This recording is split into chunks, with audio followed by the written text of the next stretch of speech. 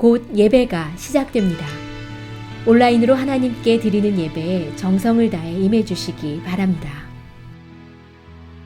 온 가족이 함께 모여 거룩하게 예배를 드립니다. 부모가 아이들의 훌륭한 영적 교사 역할을 하시길 바랍니다. 단정한 복장으로 예배를 드립니다. 성경책을 지참합니다. 예배 10분 전부터 예배 준비를 완료하고 기도합니다. 올바른 자세로 모든 순서에 정성을 다해 참여합니다. 핸드폰보다는 TV나 컴퓨터 모니터로 예배를 드립니다. 예배에 집중하여 하나님의 은혜를 기대합니다. 헌금은 정성껏 준비해서 우편으로 보내시거나 직접 교회 사무실 헌금함에 봉헌합니다. 주의 음성을 내가 들으니 주의 음성을 내가 들으니 사랑한다 말일세 맹렬 마음으로 주께 가오니 나를 고백합시다. 주의 음성을 내가 들으니 사랑한단 말일세 믿는 마음으로 주께 가오니 나를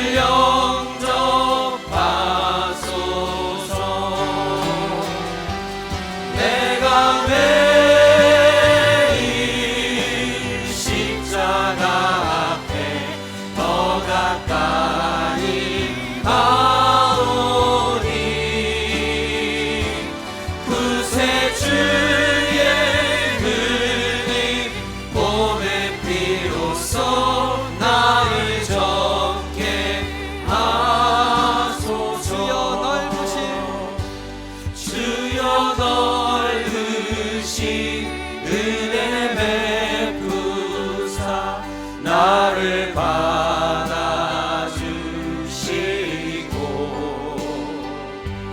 나의 품은 뜻 주의 뜻같이 되게 하여 주소서 내가 매일 십자가 앞에 내가 십자가 앞에 더 가까이 가오니 구세주의 흘린 봄의 피로써 나를 정케 하소서 우리 4절 함께 찬양합시다.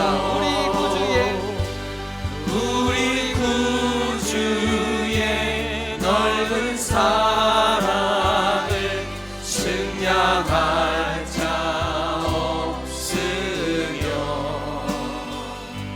주가 주시는 참된 기쁨도 헤아릴 수 없도다 내가 매일 십자가 앞에 더 가까이 가오니 구세주의 흘린 봄의 피로써 나를 정케 하소서 내가 매일 십자가 앞에 내가 매일 십자가 앞에 더 가까이 가오니 구세주의 흘린 봄의 피로써 나를 정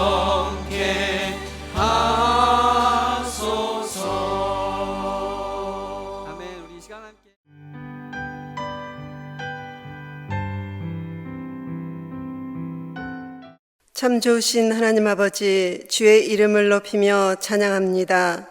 모든 만물을 지으시고 다스리시는 주 하나님 보좌 앞에 엎드려 경배합니다.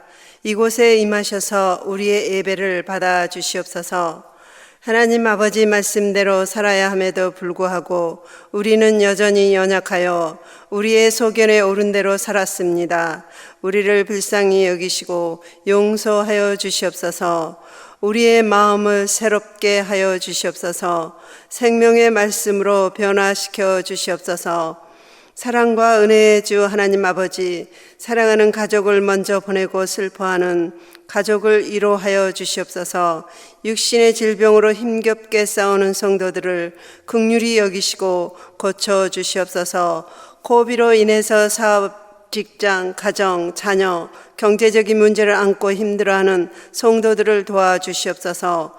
사랑과 은혜의 주 하나님 아버지, 코비로 인해서 갇혀 지내는 분들이 몸과 마음이 쇠약해져 가고 있습니다. 이들을 불쌍히 여기시고 사랑하는 가족을 만나게 하시고 전에 누렸던 활동도 마음껏 할 수 있는 그날이 속히 오기를 간절히 기도합니다.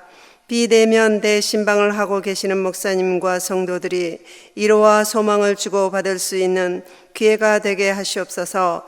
사랑하는 성도들이 모여서 예배드릴 수 있는 아름다운 예배당을 117년 동안 허락하시고 지켜주시고 인도해 주신 하나님께 감사와 찬양과 영광을 드립니다.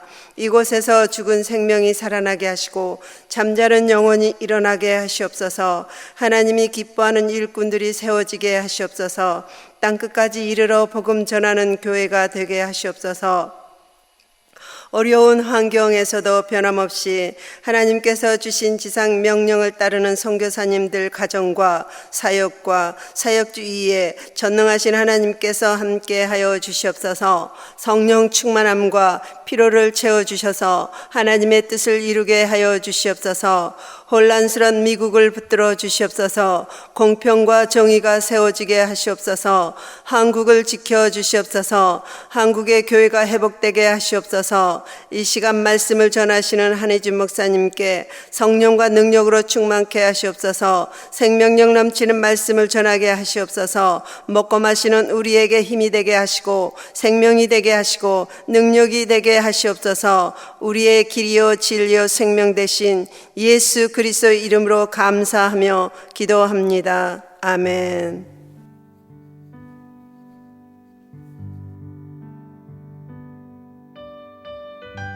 오늘 우리에게 주시는 하나님의 말씀은 요한복음 1장 35절부터 46절입니다. 함께 봉독하시겠습니다. 또 이튿날 요한이 자기 제자 중 두 사람과 함께 섰다가 예수께서 건지심을 보고 말하되 보라 하나님의 어린 양이로다. 두 제자가 그의 말을 듣고 예수를 따르거늘 예수께서 돌이켜 그 따르는 것을 보시고 물어 이르시되 무엇을 구하느냐. 이르되 랍비여 어디 계시오니이까 하니 랍비는 번역하면 선생이라. 예수께서 이르시되 와서 보라. 그러므로 그들이 가서 계신 데를 보고 그날 함께 거하니 때가 10시쯤 되었더라. 요한의 말을 듣고 예수를 따르는 두 사람 중에 하나는 시몬 베드로의 형제 안드레라. 그가 먼저 자기의 형제 시몬을 찾아 말하되 우리가 메시아를 만났다 하고 메시아는 번역하면 그리스도라. 데리고 예수께로 오니 예수께서 보시고 이르시되 내가 요한의 아들 시몬이니 장차 게바라 하리라 하시니라. 게바는 번역하면 베드로라. 이튿날 예수께서 갈릴리로 나가려 하시다가 빌립을 만나 이르시되 나를 따르라 하시니 빌립은 안드레와 베드로와 한 동네 벳세다 사람이라. 빌립이 나다나엘을 찾아 이르되 모세가 율법에 기록하였고 여러 선지자가 기록한 그 일을 우리가 만났으니 요셉의 아들 나사렛 예수니라. 나다나엘이 이르되 나사렛에서 무슨 선한 것이 날 수 있느냐. 빌립이 이르되 와서 보라 하니라.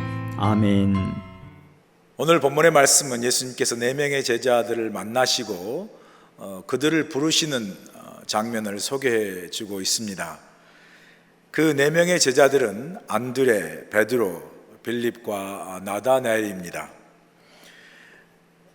광야에서 외치는 자의 소리로서 주님의 오시는 길 예비하고 예비하는 사역을 했던 세례 요한이 자기 제자들과 함께 서 있다가 어느 날 예수님이 지나가시는 것을 보시고 자신의 제자들을 향해서 저 지나가시는 그분이 바로 하나님의 어린 양이라고 그렇게 증거합니다.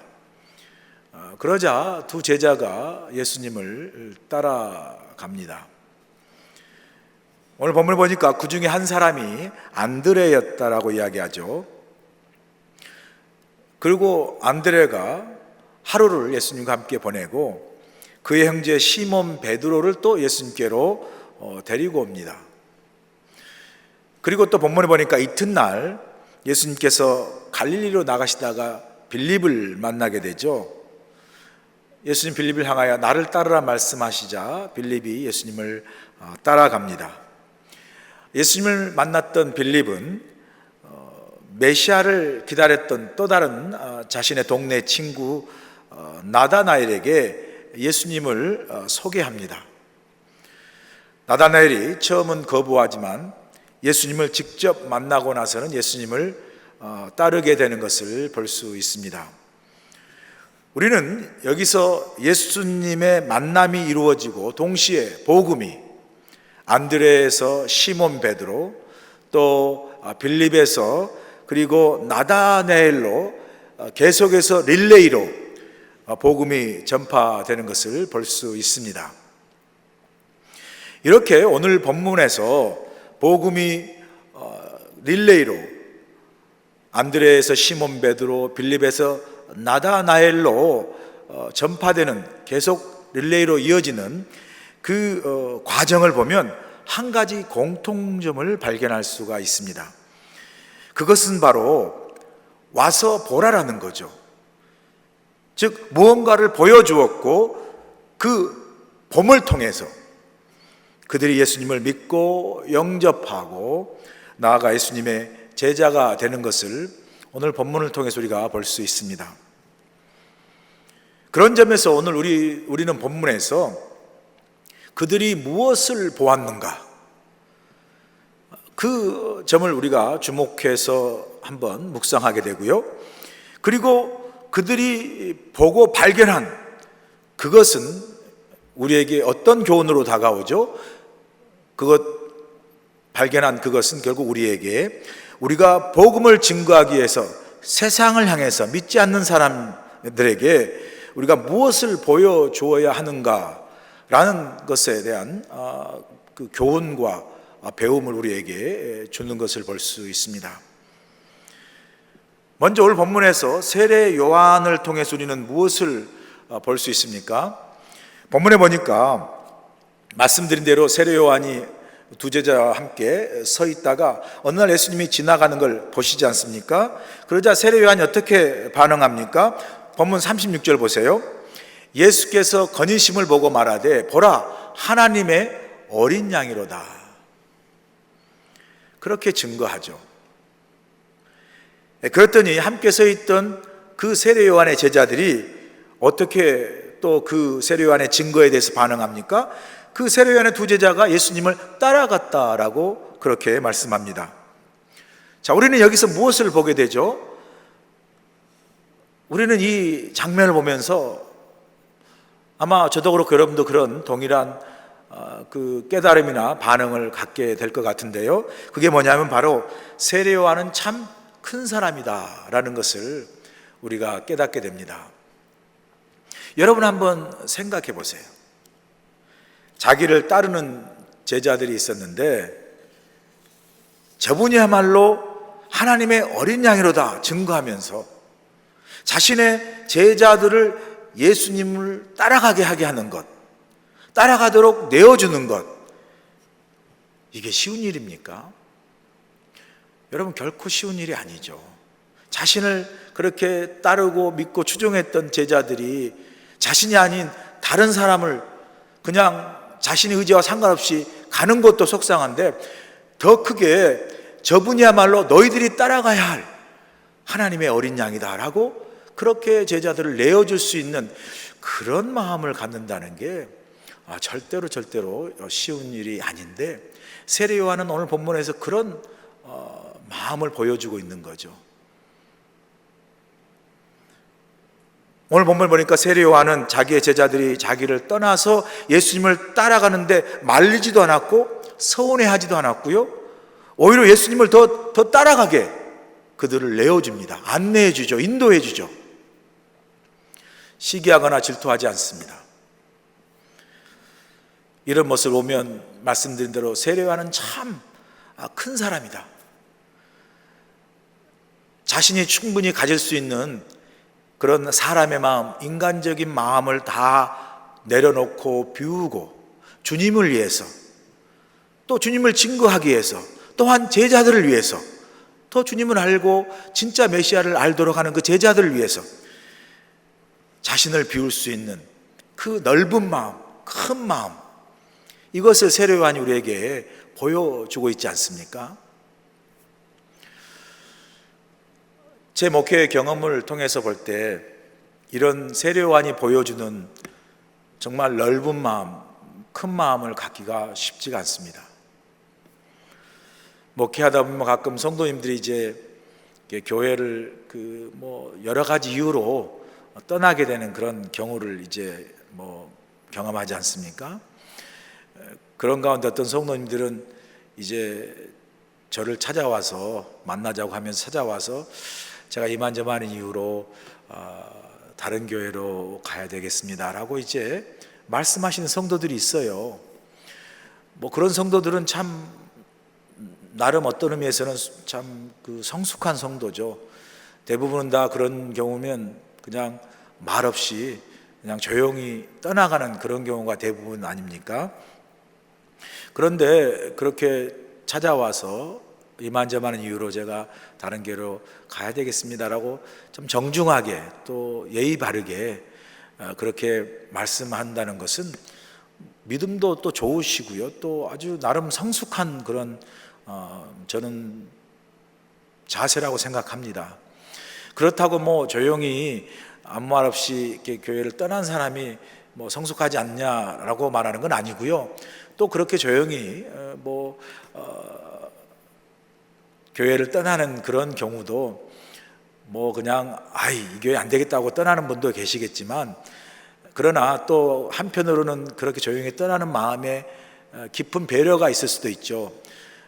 교회를 떠나가는 그 마음이 목사님에게나 교회에게도 유익이 되고 좋은 일도 아닌데 그걸 굳이 찾아가서 제가 이만저만 떠나겠다라고 이야기해서 목회자의 마음도 불편하게 하고 좋은 일은 아니니까요. 섭섭한 일이죠. 그리고 또 본인도 그걸 그렇게 까지 하면서까지 어떻게 보면 불편이나 누를 끼치지 않고자 하는 그런 좋은 마음의 배려도 저는 있다고 생각합니다. 양자가 다 어떤 나름대로의 배려와 성숙한 마음을 갖고 있는 거죠. 어떤 경우든 제가 경험해 보니까 목사로서, 목회자로서 그런 상황 속에서 성도가 이런저런 다 이유가 있습니다. 그리고 충분히 납득할 만한 상황이 될 수 있는 거고요. 그런 가운데도 정말 그렇게 이제 성도들이 교회를 이만저만에 다른 교회로 옮기겠다, 떠나겠다라고 이야기하고 혹은 조용히 가는 그런 일을 알게 되었을 때 정말 넓은 마음과 큰 마음을 가지고 목사로서 쿨하게 그냥 아무렇지 않는 듯, 그죠? 쿨하게 축복해주고 또 아무런 감정이 없는 것처럼 그렇게 기분 좋게 그 상황을 받아들이는 건요, 모르겠어요. 저는 힘들더라고요. 저는 아직 수양이 덜 돼서 그런지 힘들고요, 또 그런 일을 경험하면 섭섭하기도 하고 또 낙심되기도 하고 또 어떤 때는 속으로 솔직히 화가 나기도 하고 그렇습니다. 그런 상황을 경험하면 목회자지만 사람의 마음, 인간적인 마음을 갖게 되는 거죠. 속으로 목사님 내가 뭘 잘못했나, 내가 뭘 잘못해서 저 사람에게 시험을 줬나, 상처를 줬나, 내가 뭐가 부족한가.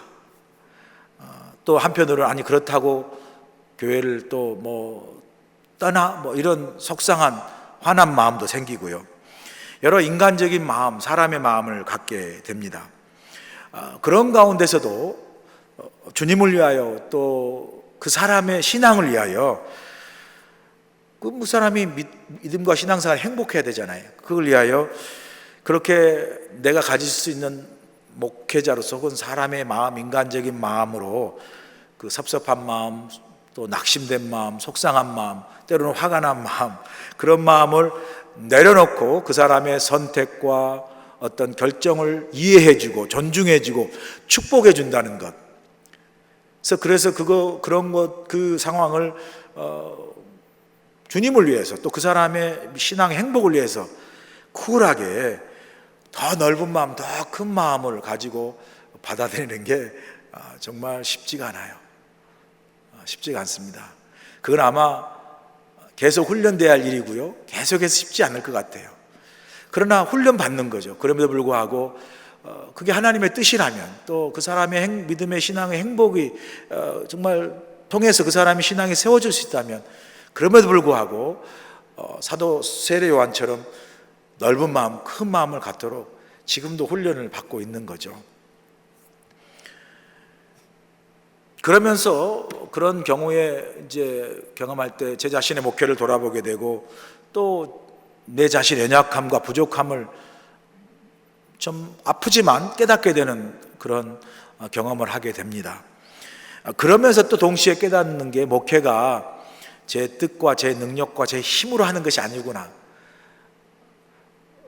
그런 점에서 더 주님을 의지하고 주님께 참 그 목회를 맡기면서 주님의 도우심으로 정말 주님이 도와주시지 않으면 목회가 어렵구나, 가능하지 않다라는, 우리 주님 앞에도 겸손하게 서게 되는, 그리고 그런 훈련을 하게 되는 계기가 되는 것을 볼 수 있습니다.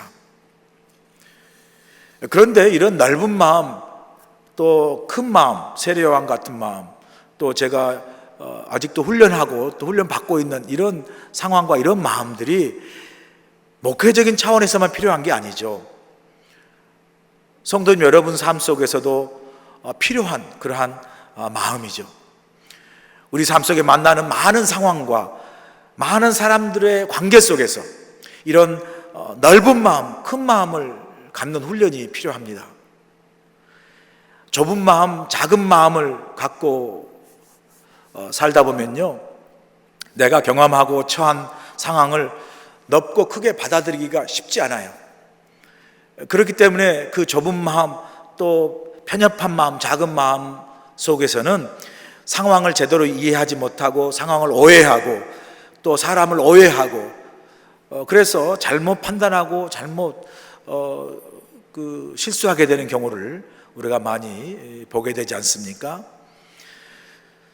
사람과의 관계에서도 특별히 여러분 중요하잖아요. 내가 좁은 마음, 작은 마음, 정말 옹졸하고 옹색한 마음을 가지게 되면 그 사람 전체를 보지 못하죠. 그 사람이 처한 전체 상황을 보지 못하죠. 그래서 내가 보고 싶은 것만 보고 내가 보이는 것만 보게 되는 거죠. 그러니까 그 상황과 그 사람을 제대로 알 수 없고 이해할 수가 없기 때문에 그 속에서 내 생각과 내 판단만 존재하지 않겠습니까? 그 좁은 마음과 좁은 생각 속에, 그 옹졸한 마음 속에 다른 사람의 입장과 다른 사람의 생각이 들어올 공간이 없어요. 그러니까 내 생각과 내 판단만 주장하게 되고, 그래서 내 생각대로 생각해서 오해하고, 내 생각대로 생각해서 판단하고, 내 생각대로 생각해서 내가 꼬이고 화나고 섭섭하고 비판하고 정죄하고 판단하는 거죠. 그렇게 되므로 우리가 다른 사람을 용납하고 이해하고 배려하는 마음은 어느덧 사라지고, 내 생각과 내 판단 속으로만 생각하는 그 생각으로 우리가 오해하면서 다투게 되고 미워하게 되고 또 질투하게 되고 상처를 주고 아프게 하고, 그래서 관계가 깨어지는 거죠. 결국 그렇게 그런 마음을 가진 사람들이 모인 그 성도가 많은 교회는 상처를 받고 또 다툼이 생기고 결국 하나님의 영광을 가리게 되겠죠. 사랑하는 여러분, 오늘 세례 요한이 우리에게 보여준 이 마음, 주님을 위해서 또 주님의 영광을 위해서 또 그 두 제자의 어떤 진정한 믿음과 신앙의 행복을 위해서 기꺼이 자신을 비워놓고 자신을 내려놓고 그 제자들을 주님께로 보내는 그 넓고 큰 마음, 우리가 우리의 삶 속에서 어떤 상황 속에서 사람과의 관계 속에서 이게 쉽지는 않습니다, 여러분. 이게 말같이 쉽지가 않아요.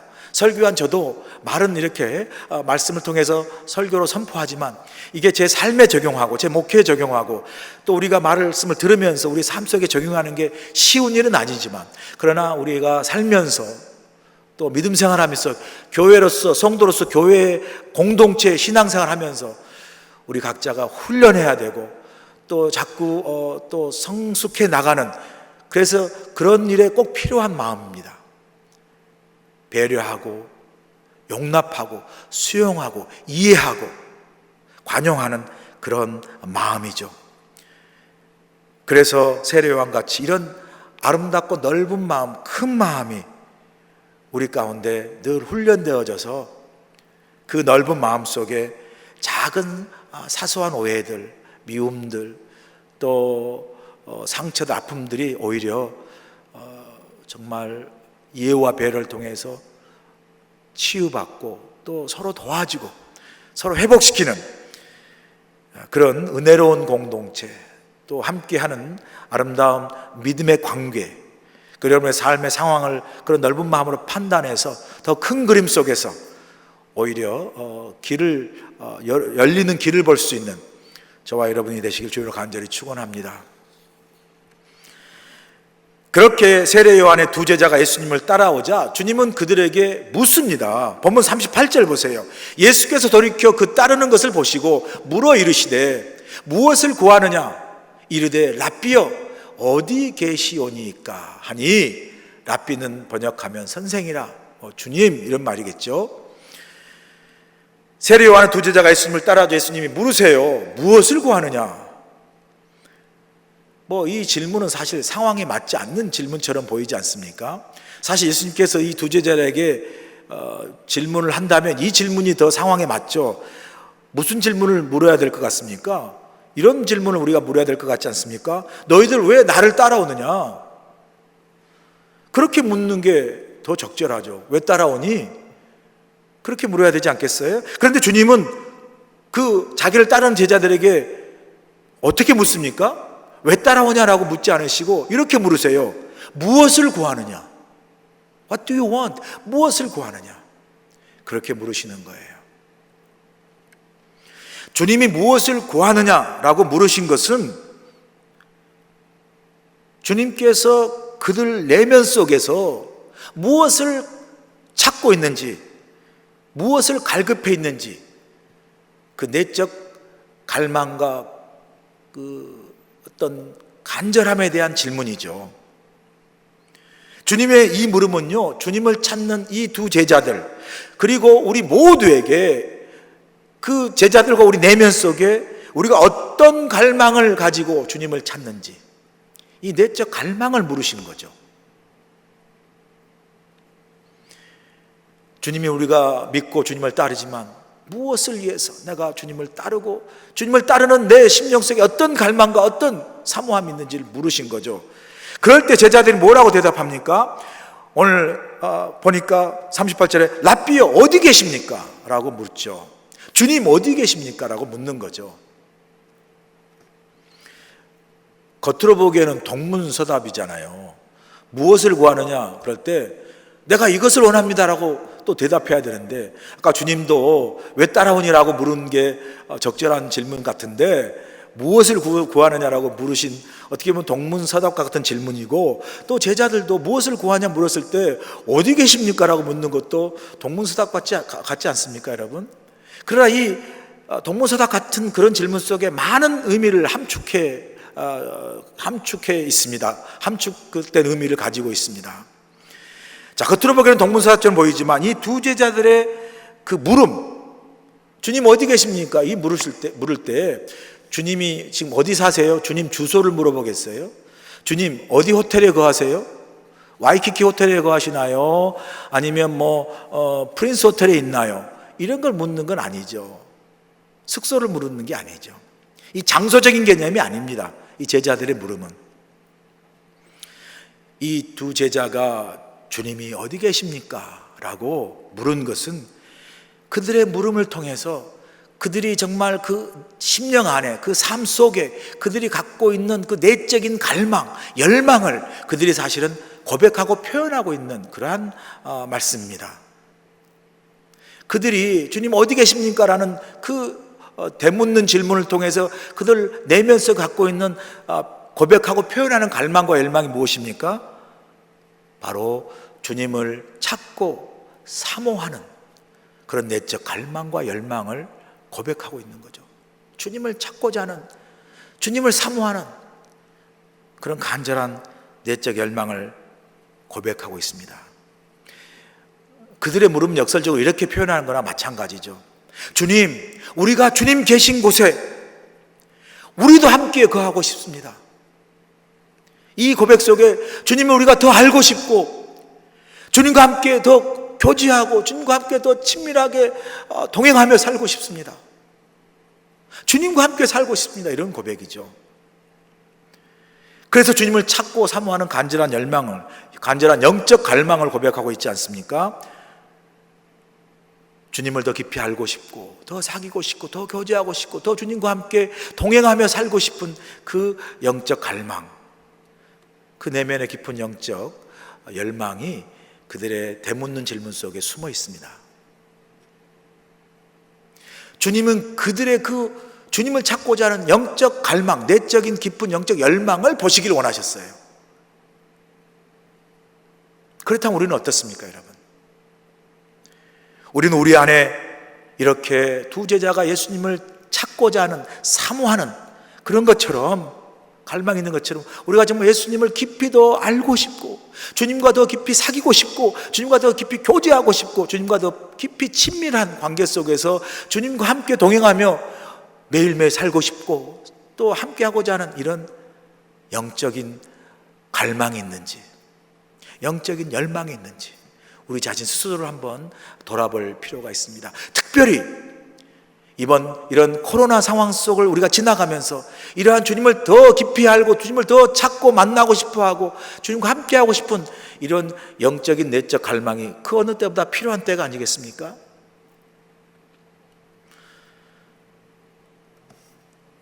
우리가 지금 코로나를 지나가면서 제가 전교인 비대면 대신방을 하고 있지 않습니까?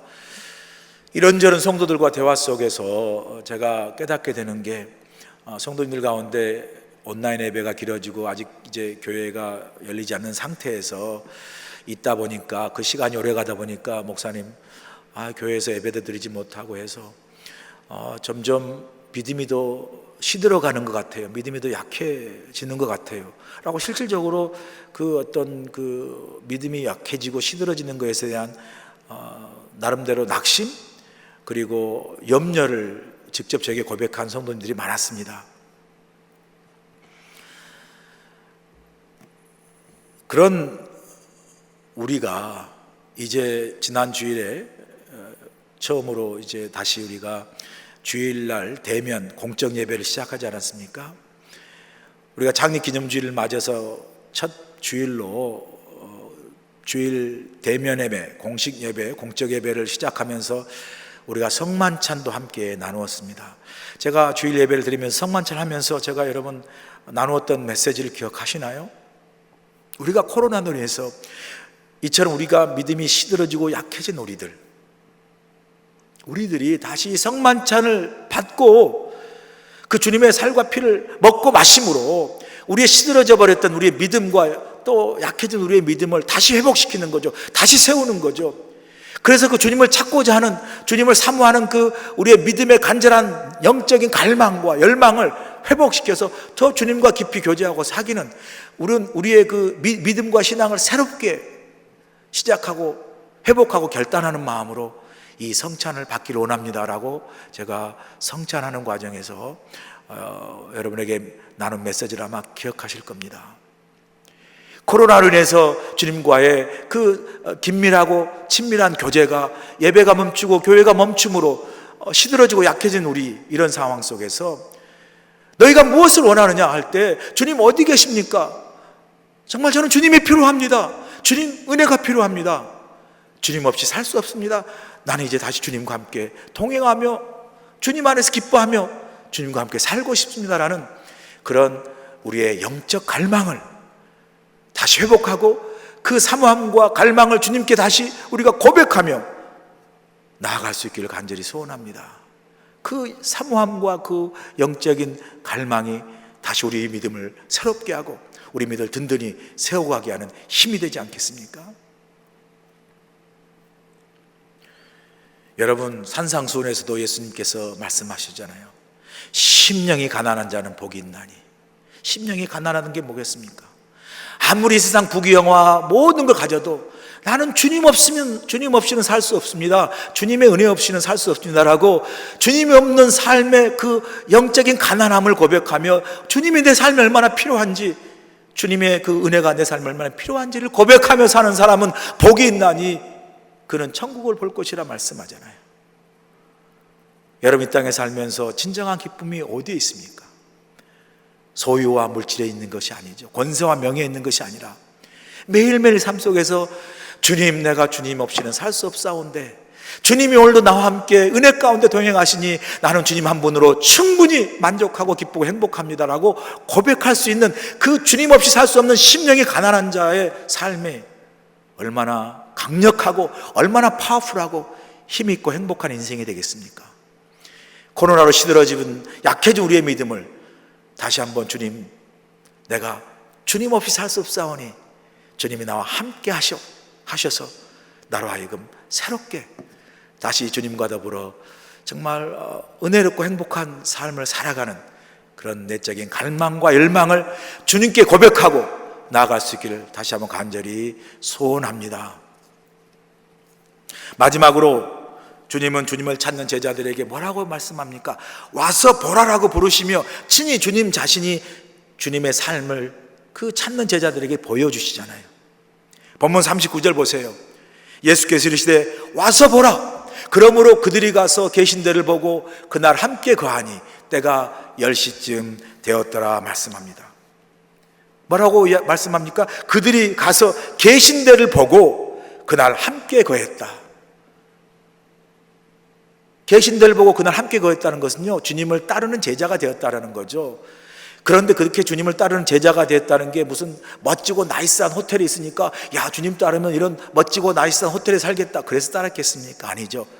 그들이 가서 계신 데를 봤다는 건요, 주님이 거하신 어떤 장소나 호텔이나 그런 걸 본 게 아니라 주님이 살아가시는, 주님이 전하시는 그 삶, 그 삶을 통해서 전하시는 그 십자가의 은혜와 사랑, 그걸 보고 그들이 거룩한 영향력을 받고 감동받아 변화받고 주님의 제자가 된 것을 의미하는 거죠.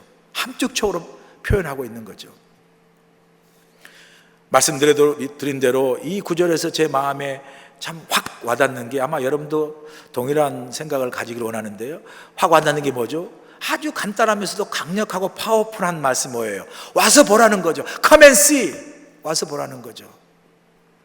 이 말씀은 아주 단순하고 심플해 보이지만 얼마나 강력한 능력과 파워를 가진 말씀입니까?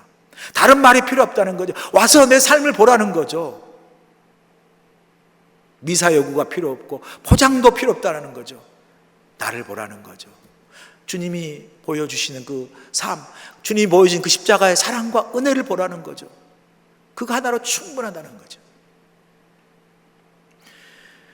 그래서 예수님이 자신이 그 제자들에게 와서 보라 하시면서 보여주신 게 뭐예요? 자신의 삶 아니겠어요? 그 십자가의 은혜와 사랑을 보여주신 거죠. 거룩한 그 영향력으로, 그 십자가의 거룩한 희생과 사랑으로 그들의 심령이 감동받고 변화된 거 아니겠습니까, 여러분? 이렇게 십자가 은혜와 사랑을 통해 우리에게 다가오신 예수님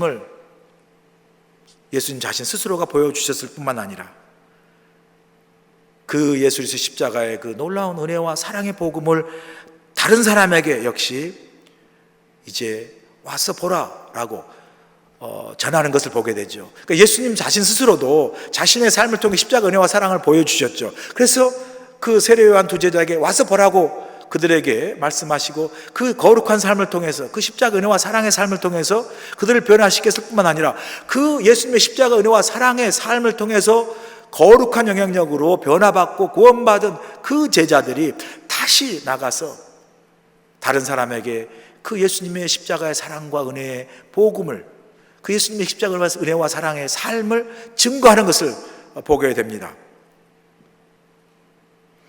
예수님을 먼저 만난 안드레가 그래서 어떻게 하죠? 자신의 형제 시몬 베드로에게 예수님을 증거하고 전하는 것을 우리가 보게 되지 않습니까? 41절 보세요. 그가 먼저 자기의 형제 시몬을 찾아 말하되 우리가 메시아를 만났다 하고, 메시아는 번역하면 그리스도라 말씀하죠. 안드레가요, 그 형 시몬을 만나서 많은 말하지 않아요. 복잡한 말하지 않아요. 아주 심플하게 딱 한마디 합니다. 뭐라고 이야기합니까? 내가 메시아를 만났다라는 거죠. 내가 주님을 만났다라는 거죠. 그렇게 형인 시몬 베드로에게 고백합니다.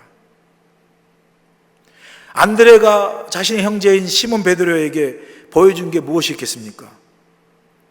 내가 메시아를 만났다라는 것, 그 삶을 통해서 그가 주님을 통해서 하나님 나라의 비밀과 십자가의 놀라운 사랑과 은혜의 복음을 경험한 거죠. 그리고 그 복음의 그 은혜와 십자가의 사랑을 어떻게 하죠? 시몬 베드로에게 보여준 거죠. 자신이 예수님을 만나게 되고, 그래서 예수님 만나서 변화된 자신과 자신의 삶을 통해서 증거한 그러한 모습을 보게 됩니다. 이런 동일한 역사가 또 일어나지 않습니까? 빌립은 예수님께서 그를 찾아와 나를 따르라 할 때 예수님을 따르면서 주님을 만났어요. 그 주님을 만난 빌립이 그로 인해서 예수님으로부터 뭘 배웠겠어요? 예수님의 삶과 십자가의 그 놀라운 복음의 은혜를 경험하지 않았겠어요? 그리고 나서 예수님을 따르는 제자가 됐고 복음을 영접한 자신이 이제 어떻게 하면 나다나엘에게로 복음을 증거하는 거, 예수님을 증거하는 걸 보게 됩니다. 본문 45에서 46절 보세요. 빌립이 나다나엘을 찾아 이르되 모세가 율법에 기록하였고 여러 선지자가 기록한 그 일을 우리가 만났으니 요셉의 아들 나사렛 예수니라. 나다나엘이 이르되 나사렛에서 무슨 선한 것이 날 수 있느냐? 빌립이 이르되 와서 보라 하니. 빌립은 자신이 만난 예수님이 바로 성경에서 하나님이 여러 선지자를 통해서 말씀하신 그리스도시요 메시아요 구세주인 것을 깨닫게 되죠. 그리고 그 메시아로 오신, 구원자로 오신 예수 그리스도를 영접하게 되잖아요. 믿게 되잖아요. 그가 만났던 그 예수님을 빌립은 다시 나다나엘에게, 친구에게 전하는 것을 보게 됩니다. 이 빌립의 증거를 받고 전도를 받은 나다나엘이 어떻게 반응합니까? 나사렛에서 무슨 선한 것이 날 수 있으랴. 그 증거를 받고도 부정적으로 반응하지 않습니까? 그런 그에게 빌립은 와서 보라라고 그렇게 증거합니다. 우리에게 무엇을 교훈해 줍니까? 우리 믿는 그리스도인들은 세상과 믿지 않는 많은 세상 사람들에게 우리가 어떻게 복음을 증거해야 될까요? 그 해답을 우리에게 보여주고 가르쳐주지 않습니까? 그것은 바로 와서 보라, 예수님을 보여주고 예수님을 증거하는 거예요. 우리는요, 믿지 않는 세상 사람들에게 예수 그리스도를 증거하고 보여줘야 돼요. 뭘 보여줘야 되는 거죠? 그게 요한복음 3장 16절에 아주 간단하게 기록되어 있지 않습니까? 하나님이 세상을 이처럼 사랑하사 독생자를 주셨으니 이는 그를 믿는 자마다 멸망하지 않고 영생을 얻게 하려 하심이라. 하나님이 세상을 얼마나 사랑하는지, 하나님이 나를 얼마나 사랑하는지, 그래서 나에게 정말 죄인인 나에게 찾아와 나를 대신하여 십자가에 달려 죽으심으로 우리는 그 예수님 십자가의 은혜와 사랑을 통해서 구원받는 놀라운 복된 소식, 복음을 우리가 경험하게 되잖아요. 그래서 복음으로 오신 주님을 믿게 되잖아요. 그래서 구원받게 되고 주님을 믿는 제자가 되는 거잖아요. 그 놀라운 십자가의 복음, 십자가의 죽기까지 우리를 사랑하시는 그 십자가의 사랑과 희생을 통해 보여준 주님의 그 놀라운 사랑을 세상 사람들에게 보여주는 거죠. 하나님 얼마나 세상을 사랑하는지, 주님이 얼마나 우리를 사랑하시는지를 보여주는 거죠. 그래서 저와 여러분이 세상 사람들에게, 주의 믿지 않는 사람들에게, 가족들과 친구들과 이웃들에게 우리가 만난 주님, 내 삶을 통해서 역사하시는 그 주님을, 그 예수 그리스도인 복음을 우리가 보여주고 증거해야 된다는 것이죠. 이런 거 아니겠습니까, 여러분? 내가 주님을 만나기 전에는 어떤 사람이었는데, 내가 이런 계기를 통해서 내가 주님을 만났고, 주님을 만난 후에 내 삶이 이렇게 달라지고 변했노라고 고백하고 증거하는 거죠. 주님을 만난 후에 내 삶이 어떻게 변했는가를, 그래서 나를 변화시키시고 나를 살리시고 나를 오늘 주님의 은혜 속에서 기쁨과 감사와 행복한 삶을 살게 하시는 예수 그리스도, 그 복음을 나를 보라고, 와서 보라, 나를 보라고, 내 삶을 보라고, 내가 어떻게 달라지고 변화되는지를 보라고 보여주고 증거함으로써 우리가 예수 그리스도의 복음을 보여주고 증거해야 한다라고 말씀하시는 것이죠. 나아가 우리 교회를 한번 우리가 생각해 보면요, 우리 교회가 세상을 향해서, 믿지 않는 많은 세상 사람들 향해서 교회 건물이 얼마나 크고, 교회 사이즈가 얼마나 크고, 교회 성도가 얼마나 많은지, 이런 것을 우리가 보여주는 것이 아니라, 이런 걸 자랑하는 교회가 아니라, 우리 교회 안에서 우리가 그 예수 그리스도의 그 복음, 십자가의 복음으로 말미암아 경험하는 은혜와 사랑과 기쁨과 행복이 얼마나 충만한지. 우리 교회의 표어가 뭔지 아시죠? 믿는 것이 참 행복한 교회. 우리가 예수 믿는 것이 얼마나 행복한지를 우리 교회를 통해서 우리가 세상 사람들에게 증거하고 보여주는 거죠. 우리가 이 복음 안에서 누리는 이 기쁨과 행복, 우리가 살아있음의 이 생명, 이것들을 믿음으로 우리가 얼마나 행복한 그러한 삶을 살고 있는지, 얼마나 생명이 충만한 삶을 살고 있는지, 우리가 교회 안에 누리는 이 복음의 능력을 우리가 성전 문지방으로 넘어서 그 복음의 은혜와 생명의 강물을 흘러보내는 거죠. 하와이 지역사회와 세상을 향해서 우리가 보여주고 증거하고 흘려보내므로 영혼을 살리고 우리 인생을 행복하게 하시는 예수 그리스도의 복음의 생명 능력을 우리가 보여주고 증거하고 전해야 될 줄로 믿습니다. 여러분, 오늘 믿는 그리스도인으로서 나는 무엇을 보여주며 살고 있습니까? 내 삶을 통해서, 내 믿음과 신앙을 통해서 우리는 무엇을 증거하고 무엇을 보여주고 오늘도 살아가고 있습니까? 우리 자신 한번 돌아볼 필요가 있습니다. 우리 교회는 어떻습니까? 우리 교회는 세상을 향해서, 이웃인 하와이 지역사를 향해서 우리 교회는 무엇을 보여주면서 오늘 이 교회된 이 자리를 지키며 서 있습니까? 기도하기는요, 우리의 삶, 우리의 신앙과 믿음, 우리 교회를 통하여서 오늘도 우리 가운데 살아 역사하신 예수 그리스도의 복음, 나를 변화시키고 나를 살리시고 오늘도 나를 이 기쁨과 감사와 행복 속에, 그 하나님의 은혜 속에 살게 하시는 이 복음의 생명의 능력을 우리가 세상에 보여주고 증거할 수 있기 원합니다. 우리 교회를 통해서 하나님이 우리 교회를 세우시고 교회를 통해서 예수 그리스도 복음 안에서 경험하는 이 놀라운 생명과 은혜와 기쁨과 감사가 우리 안에 충만해져서 그 복음의 놀라운 생명과 또 우리 인생을 행복하게 하는 그 능력의 역사를 우리 교회를 통해서 세상을 향해서, 이 하와이 지역사를 향해서 보여주고 증거하고 흘려보내므로 많은 사람들이 그 복음의 생명과 복음의 역사, 우리의 삶을 살리고 우리를 행복하게 하시는 이 복음을 보고 그들도 역시 복음을 믿고 따르는 하나님의 제자가 되고 그리스도의 놀라운 삶을, 생명의 삶을 경험하는 그런 축복의 통로가 우리 모두가 될 수 있기를 예수의 귀하신 밭 이름으로 간절히 축원합니다. 기도하시겠습니다. 오늘도 우리 가운데 함께 하시는 주님, 믿는 그리스도인으로서 우리 교회로서 우리가 세상을 향해서 믿지 않는 사람을 향해서 무엇을 보여주며 오늘도 살아가고 있으며 오늘도 우리 교회가 이 자리에 서 있습니까? 기도하기는 아버지 하나님, 우리의 삶, 우리의 신앙, 우리의 믿음을 통해서 우리 교회를 통하여 오늘도 우리에게 기쁨과 감사와 행복한, 믿는 것이 참 행복한 인생을 살 수 있도록 그렇게 살게 하신 예수 그리스도의 생명의 능력과 그 복음의 역사를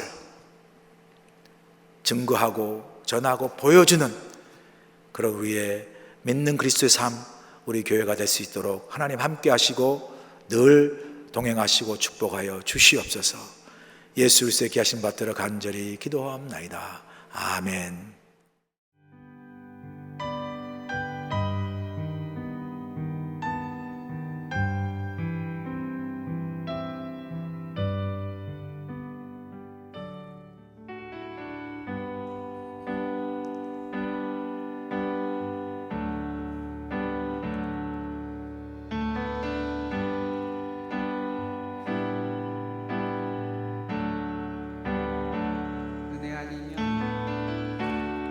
은혜 아니면 살아갈 수가 없네.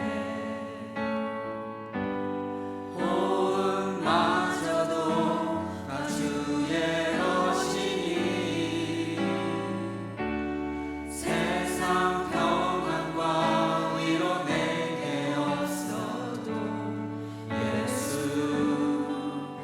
오직 예수뿐이네.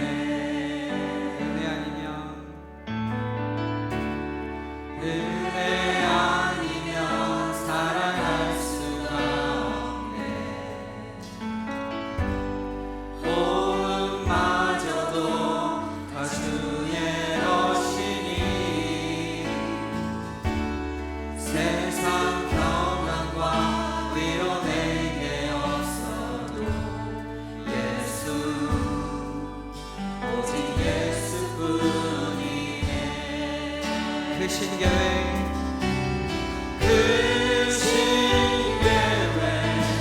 다 볼 수도 없고 작은 고난에 지쳐도 주께 묻기 나의 모든 삶 버티고 견디게. 한 번 더 고백합시다. 그 신계획 다 볼 수도 없고 그 신계획 다 볼 수도 없고 작은 고난에 지쳐도 주께 묻기 나의 모든 삶 버티고 견디게 하시네.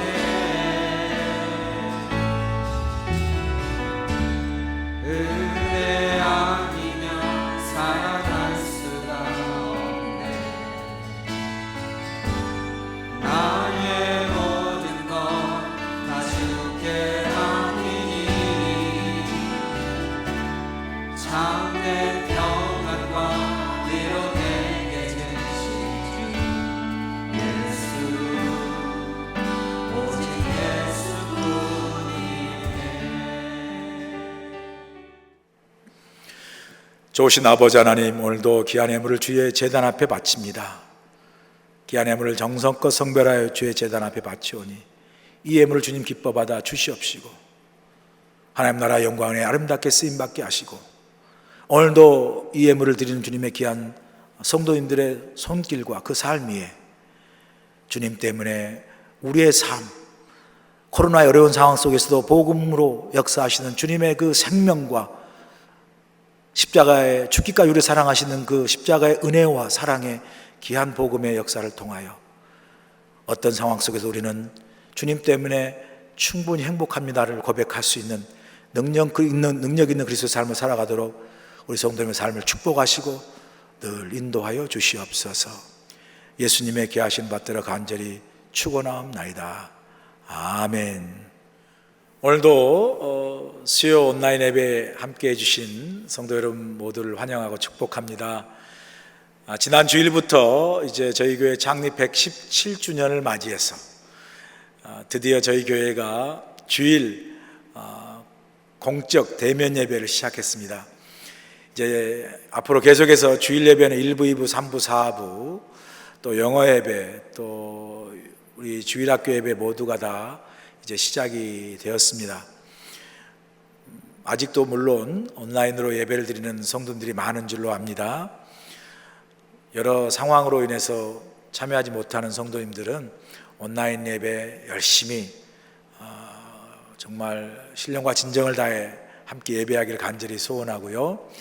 또 참여하지 못한 분을 위해서 주일날 11시 15분 3부 예배를 온라인 생방송으로 저희들이 방송하고 있습니다.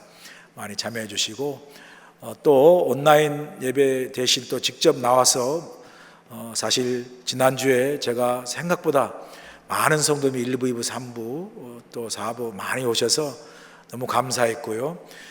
많은 성도들이 또 나오시기 때문에 저희 교회에서는 더욱더 우리 코로나 상황에서 안전하게 예배를 드릴 수 있도록 더욱더 신경을 쓰겠습니다. 철저한 그 방역과 우리 매 예배마다 소독하고요. 그래서 성도님들이 안심하고 예배 드릴 수 있도록 교회적으로 최선을 다하도록 하겠습니다. 계속해서 전교인 비대면 대신방을 하고 있습니다. 지금 3교구를 이번 주에 하고 있는데요. 교구별로 돌아가면서 계속해서 대면 신방, 비대면 신방을 하고 있는데요.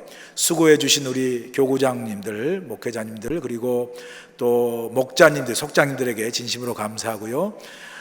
직접 집으로 방문한 게 아니기 때문에 가능하면 모든 성도님들이 줌이나 혹은 카톡 비디오나 페이스톡이나 혹은 전화로 같이 함께 신방하면서 기도하는 시간을 꼭 갖기를 원합니다. 많이 참여해 주시면 고맙겠습니다. 주일날 강구한 대로 신령직 직분자를 뽑으려고 합니다. 장로, 권사, 집사님들 뽑으려고 하는데 여러분, 우리 교회가 코로나 어렵지만 이런 신령제 직분자들을 잘 또 선출해서 우리 온 교회가 아주 축제로 기쁘고 감사한 마음으로 열심히 일할 수 있는 그런 귀한 분들을 우리가 함께하는 마음으로 함께 선출해서 코로나를 또 잘 지나가고 내년엔 더 활기찬 우리 교회, 행복한 교회를 이뤄나가는 그 일에 여러분 많이 협조해 주시고 함께 기도해 주시면 감사하겠습니다. 이어서 교우동종으로 우리 박경미 권사님, 어머님 이해창 권사님 전국 환송 예배가 11월 18일 수요일 날 있습니다. 영상 광고나 또 웹사이트 주보를 잘 참조해 주셔서 많이 위로해 주시고 또 함께 할 수 있는 분들은 같이 동참해 주시면 감사하겠습니다. 이제 다 같이 마지막 송 부르시면서 예배를 마치겠습니다. 마음으로 함께 찬양합니다. 내 마음에 주를 향한 사랑이 나의 마음에 주가 주신 진리로 나의 눈에 주의 눈을 채워주소서. 내 입술의 찬양 향기가 내 입술의 찬양 향기가 두 손에 주를 닮은 섬김이 나의 삶의 주의 은전 나의 삶의 주의 남게 함께 하소서. 우리 두 손 들고 찬양합니다. 하나님의 사랑이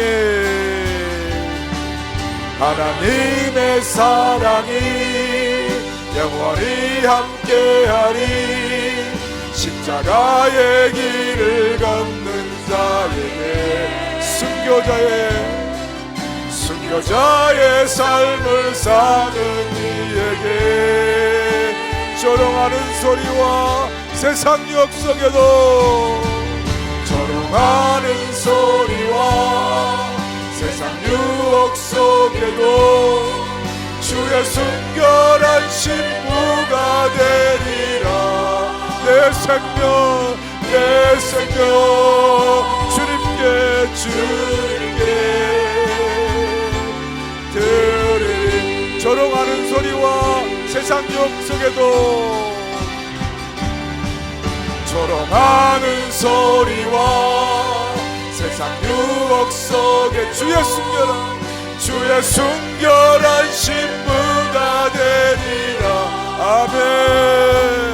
내 생명